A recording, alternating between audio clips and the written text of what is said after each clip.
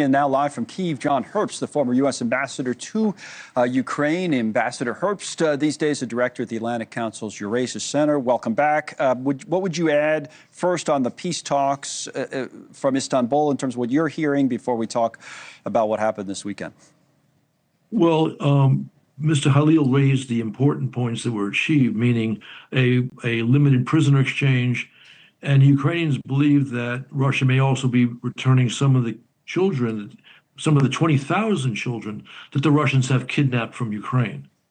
But of course, no progress towards a general ceasefire because Moscow is not interested in a ceasefire, whereas the United States has proposed a ceasefire. Ukraine has said yes to the U.S. proposal, but the Russians want to take more of Ukrainian territory to continue the war. And that's why yesterday's amazing strike by Ukrainian drones that has destroyed perhaps as many as 40 advanced Russian bombers is so strategically important. This means that Russia's ability to strike into Ukraine will be severely limited. It's also good news for the United States because those long-range bombers are nuclear weapons capable.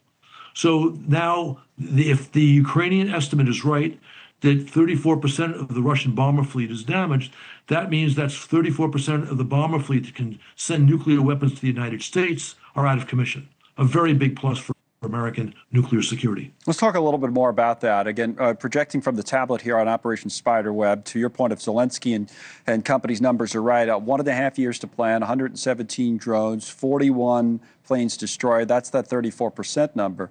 They say $7 billion in damage, 3,100 total miles to the targets. I would say the two numbers here, I mean, 34% is impressive. The stand out to me, you come up with 117 drones and you're able to inflict, they say $7 billion in damage. I mean, think about that, just with those drones. And it spreads out, Operation Spiderweb does, across Russia, all the planning. Inside of Russia, they're hitting. We'll go back to the video that Joe showed as well. Speak more. How does this, in context, Ambassador, kind of impact now the talks, though, in terms of leverage and the rest?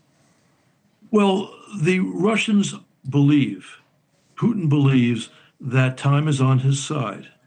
And the reason for that is not mainly that there are more Russians and it has a larger economy, it has more weapons. They believe that they can outweight not so much Ukraine, but the West.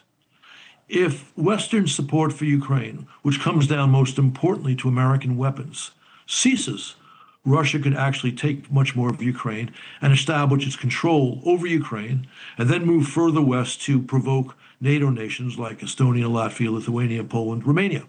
This is Putin's game. And sadly, weak Western leadership has proved him right when his war on Georgia back in 2008, his seizure of Crimea in 2014, and the not quite adequate Western response to the big invasion in 2022. So he's hoping Trump's going to stop American military supplies to Ukraine. I think that may be a bad bet for Putin. Does it stand out to you that Zelensky didn't give Trump a heads up on this? Look, this is a matter of life or death for Ukraine. Just as Israel does not give the United States a heads up when it takes very important military initiatives, which it thinks the United States may not approve of, I think that's what Ukraine has done. And of course, Ukraine has struck at Russian bombers before, first with just long-distance drones. But just this was a spectacular operation, which was so successful because they smuggled these drones to launch from just miles away from their targets. That's what made this amazing. One last quick thing from you, Ambassador Herbst. What's the mood like there in Kyiv? Well, it's not just in Kyiv. I was on the road to Kyiv yesterday when the news broke. So yes, the Ukrainians are justifiably ecstatic. This is a major victory. You see it, the glum faces on Russian public TV, because they realize a major blow was struck against them. And it undermines the narrative that Russia will inevitably win this war. I can tell you, based upon my military colleagues, former generals, former 4-star and 3-star generals, that if American military supplies continue to Ukraine, maybe paid for by the Europeans or by loans, Ukraine will not lose this war. Thank you for watching. Subscribe below and download our NewsNation app right now on your phone, and you will get fact-based, unbiased news for all Americans.